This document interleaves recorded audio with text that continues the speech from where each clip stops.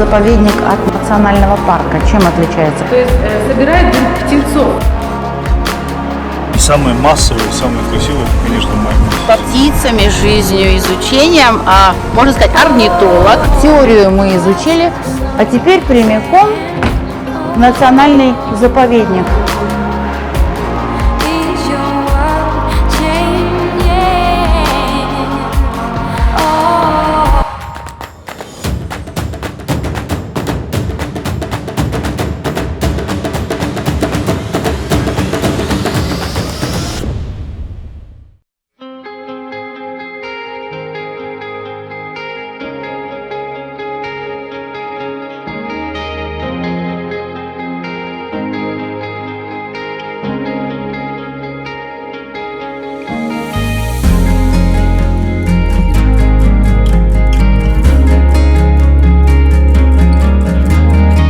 Ребят, мы сейчас в офисе Кургалжинского национального природного заповедника. Это не очень далеко от Астаны. И здесь нам Назира расскажет, она сотрудник заповедника. Добро пожаловать в наш заповедник. Спасибо. Получается, здесь у нас офис, как вы сказали, и имеется у нас свой визит-центр. Именно с нашего визит-центра начинаются экскурсии. Далее выезжаем на территорию заповедника. На территорию заповедника вы выезжаете обязательно с сопровождением нашего сотрудника. А минимальное количество человек какое на экскурсию вы берете? Один. Услуги сопровождающего стоят 13 430 тенге. Это на группу. На группу. От 1 до 10 человек. Назира, есть правила посещения не только касаемые экскурсий организованных групп, да, в парк, а именно правила государственные посещения заповедника. Вот о них давайте расскажем подробнее. В связи с ситуацией на данный момент мы запускаем посетителей по приложению Ашик. То есть по QR-коду они определяют свой статус и уже дальше работаем. Так что приложение Ашик сейчас становится все более и более необходимым всем. Устанавливаем, регистрируемся и проходим на территорию заповедника. Пойдем смотреть музей, ребят. Вот так выглядит чек. Мы честные плательщики, мы везде платим за все. Вот справа от вас расположена карта мира. Цветными световыми линиями обозначены основные 8 путей миграции птиц.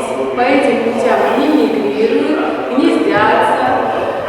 Синяя точка – это наша Кургалжинская система озер, то есть озеро Тенгиз находится. Тенгиз у нас на пересечении 3 путей миграции птиц. По этим 3 путям птицы мигрируют, вот, остаются у нас, есть которые. Славится наш заповедник именно птицами. Птиц насчитывается у нас 363 вида. Из них 41 вид занесены в Красную книгу Казахстана, 27 видов международной Красной книги. 126 видов гнездящихся, остальные на пролете, то есть летают.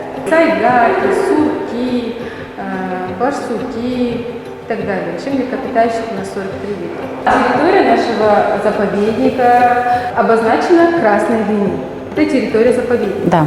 Зеленая линия – это территория биосферного резервата, то есть то, что у нас на резерве. В будущем, возможно, это все войдет в территорию заповедника. Заповедник от национального парка чем отличается, чтобы понимать? Заповедник является особо охраняемой территорией. То есть здесь все птицы, животные, млекопитающие находятся под особой охраной. Растения, все это находится под особой охраной. А в нацпарках вы можете гулять, проводить туры и так далее. Вот здесь вот он Тенгиз, Да. он разделится на 2. То есть большой Тенгиз и малый его залив, малый Тенгиз. Озеро очень соленое, минерализация воды 5-6 раз превышает минерализацию мирового океана. Поэтому при такой минерализации рыба никак прожить не может, только различные беспозвоночные. Это рачки, моллюски и так далее. Именно здесь у нас останавливается колония фламинго, большие колонии, питаются. Кормовой запас этого озера может обеспечить 15-16 тысяч птиц ежегодно. Птица колониальная, то есть обитает колониями. В принципе, она не такая большая, в среднем ее вес самца составляет 4-4,5 килограмма, а вес самки до 3 килограмм. В Кладки 1, 2, редко 3 яйца. Насиживает оба родителя, как самец, так и самка, по очереди. А в какой период особенно они уязвимы из-за того, что находятся на гнездах? Вот именно сейчас они находятся у нас на гнездах. Вот по этой диаграмме можно посмотреть, как питается фламинго. Получится, бродит по мелководью, и через твой ил у него здесь имеется своеобразный фильтр, через который он процеживает беспозвоночных. Рачков. Рачков. Основным его кормом является рачок Артемия салина. Тоже многие знают про него. Именно благодаря этому рачку он приобретает розовое оперение. Чем больше он его съест, тем насыщеннее у него будет цвет. Вот, у нас диаграмма называется «Ясли сад». То есть собирают птенцов. Могут до 5000 птенцов собрать и оставить себе около 10-15 взрослых птиц, своеобразно няньки-воспитатели. Остальные уходят за кормом. И по приходу каждый родитель находит своего птенца по голосу, и то, что он там поел, полупереваренных рачков передает отрыжкой своему птенцу. Какая прелесть! Птичье молоко своеобразное. Круто. Да. Вот насчет Каспийского моря, смотрите нашу программу про Актау. Мы как раз там показываем фламинго на Каспийском море. Здесь вот история небольшая, сотрудники, научные работы, как проводились. Сын знаменитого писателя Мухтара Ауэзова, Эльдара Ауэзов, здесь работал. Но сейчас по европейским стандартам не разрешается иметь чучела, то есть негуманно, поэтому заменили на макеты, картинки.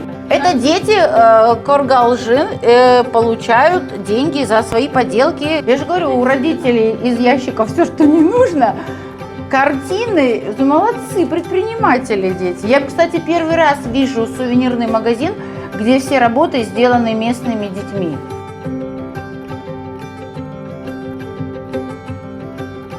Ну что, теорию мы изучили, а теперь прямиком в национальный заповедник. Что едем делать, Александр? Птиц смотреть едем. И сайгаков.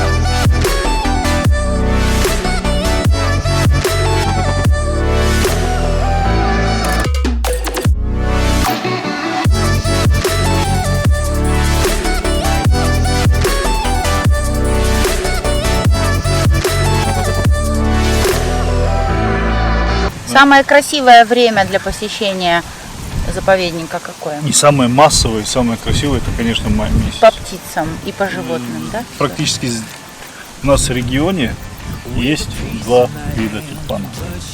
Они оба занесены в Красную книгу, и степи, вот сейчас они выжжены, желтые, а в тот момент это благоухает. Именно цветы, запах, пение жаворонков, конечно, это май. Люди, наверное, которые привыкли с природой вот так вот наедине много времени проводить, вообще некомфортно себя чувствуют в компаниях людей. Поэтому я Александра сильно не напрягаю. Так, вопросики задаю. Дело в том, что даже с города чаще приезжают друзья, знакомые, родственники. Но туда ехать смысла нет. Как можно отдохнуть в городе? Конечно, А здесь и работа, и отдых. Все в одном. И это настоящее сафари, потому что все происходит на машине. Фотоохота. Вы можете брать с собой серьезную аппаратуру. Животные и птицы, в принципе, не так далеко, увидеть можно. Мы это сегодня делаем для вас, чтобы вы посмотрели возможности. Вот. И люди обязательно сопровождают, сотрудники парка, все расскажут, все покажут. Это такой цивилизованный способ отдыха и наблюдения за животными, потому что тут они в большом количестве, и вы знаете хорошо места, где их скопление. А вот статус заповедника, он же не только казахстанского значения, насколько я слышала. Да, он международного значения, поэтому называется резерват биосферный. Включает как водное болото, так и степные зоны. Самый большой в Казахстане. Самый большой в Казахстане, Да. заповедник Да. именно самый большой. А вот поскольку здесь такое количество птиц, вообще в Казахстане орнитология развита, у нас здесь есть специалисты, которые приезжают, изучают серьезно, как-то международным, ну как бы делятся опытом с международным сообществом орнитологов. Да, это отслеживается на сайте, как я вам говорил, уже есть сайт такой Bird's.kz, его периодически посещают иностранные орнитологи, birdwatchers так называемые, и на основании этих наших открытий они поток их увеличивается, конечно же. А это вообще такая постоянная основа здесь их присутствия, то есть они прям живут здесь месяцами, нет? Это, как правило, разовые какие-то приезды, группы небольшие. И дело в том, что те виды птиц, которые обитают здесь или находятся здесь на пролете, они практически, их не существует в Европе. Или эти виды, многие уже просто там вымерли, что ли, или перестали там существовать в принципе. То есть миграция или передвигается, или они по каким-то по экологическому состоянию окружающей среды, они просто там не живут и все. Ну, потому что, наверное, там все застраивается Да. более активно, а у нас здесь все-таки 9-я страна в мире Ну, у нас в первую по очередь, территории. да, и они естественные условия для их обитания. наших. Да. А вот инспектора заповедника, что входит в их обязанности обычно?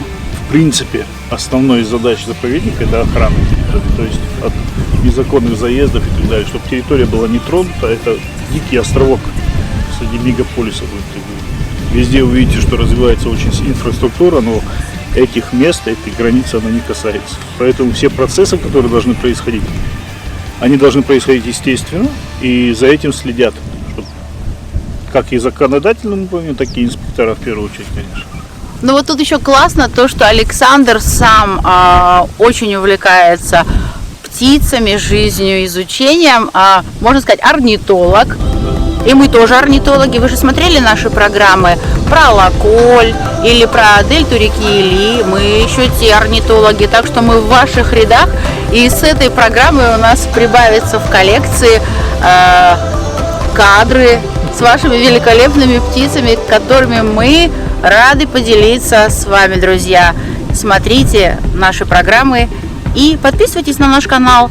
С вами была Елена Кукеле. Оставляйте комментарии, ставьте колокольчик, чтобы не пропустить наши следующие программы, лайки ставьте. А мы поедем дальше смотреть, а как там у них.